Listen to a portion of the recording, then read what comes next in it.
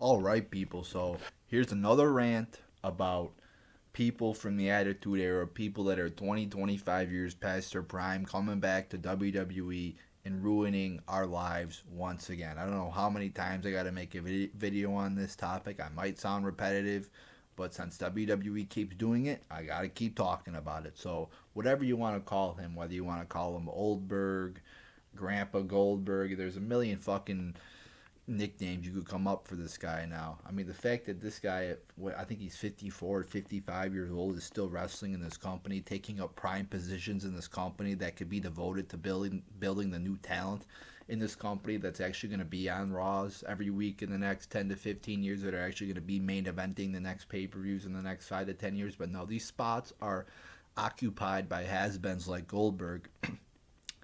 So therefore, you can't build any new stars. And I was reading an article on Bleacher Report the other day that said that Goldberg was signed with this company until 2023, and this just wasn't some Joe Blow on WrestlingRumors.com saying this. This was an interview from Goldberg himself, and I read it on Bleacher Report that said he is signed with this company until at least 2023. And he's even like, oh, I don't know if that's going to be it for me. It better be it for you. 2023. So we got to endure 3 more years of this fucking bullshit of this guy wrestling in the ring, of this has-been. Are you fucking kidding me? What a slap in the face to wrestling fans. I mean, you look at every other industry in the world, whether it be sports, music, um, anything. Once people don't got what it takes anymore, they fucking retire. Or if they don't want to retire, the industry gets rid of their asses and finds newer, younger, more entertaining talent. I'm not saying Goldberg can't play a role on this show or some legend can't play a role on this show, but he damn sure shouldn't be wrestling in a main event match. And the way they did it was so fucking stupid. He just comes back and he's saying shit like, Drew McIntyre, why are you disrespecting legends? How does that make any sense when the person disrespecting the legends was running around the whole fucking night, Randy Orton, doing it? Like, this creative team has to have a collective IQ of negative 12. I mean, how do you put together a fucking storyline like that? I mean, if you want to go that way, fine. But then show Drew McIntyre actually disrespecting legends. I mean, this feud in fucking 3 minutes, it already makes no sense. And then you got like Goldberg shoving Drew McIntyre, and then the fucking show just ends like that. You figure they're gonna have a brawl, but no, the show just fucking ends. So this feud is already off to a terrible start. And just the fact that you got once again Goldberg back, and he just keeps fucking coming back. It's like it's like a fucking pimple you can't get rid of. It's like a fucking disease. It's like a fucking cancer you can't get rid of. Just keeps coming back. You thought you fucking got, you thought you went through chemotherapy and got rid of your cancer. Nope. Here comes Goldberg right back to ruin all of our fucking lives again. And again, no sense to this whatsoever. So he just comes back, doesn't earn a title match, just shows right up and has a title match. Doesn't have to qualify, doesn't have to, wrestle a match to become number one contender. No, he just hasn't been here for what, a year or two. Just comes right. I think at WrestleMania was his last match. Comes right back so that he could wrestle another 4 minute match. Maybe bury some up and coming talent.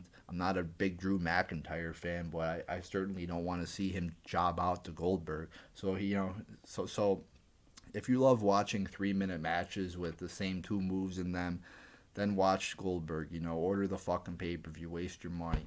But if you actually like seeing new and upcoming talent that's actually going to be on the show in the next 5 to 10 years, talent that's going to show up every week, then don't watch this shit, people.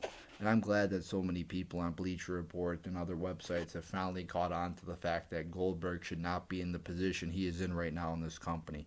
Again, I don't mind them having legends on the show. I don't mind having people who are in their 40s or 50s on the show. If they could still wrestle, then there's a spot for them.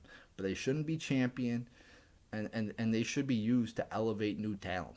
Because that should be our number one priority right now. Because WWE has built little to no big stars, big draws in the last 10 years. So they really got to catch up from their bullshit that they've done over the last 10 years, or failure over the last 10 years of building new talent. And if you keep putting people like Goldberg in the fucking main events, which obviously they're not going to stop doing anytime soon since he's signed through 2023, you're not going to have a successful company. Goldberg is not going to carry you through the next 10 to 15 years. And he's turning people off like myself. I'm already turned off to this fucking company. If anything, I'm going to go watch the fucking show online. I'm going to fucking pirate it online because I'm not paying $10 to watch the network. You could, forget that. I'm not paying 10 cents.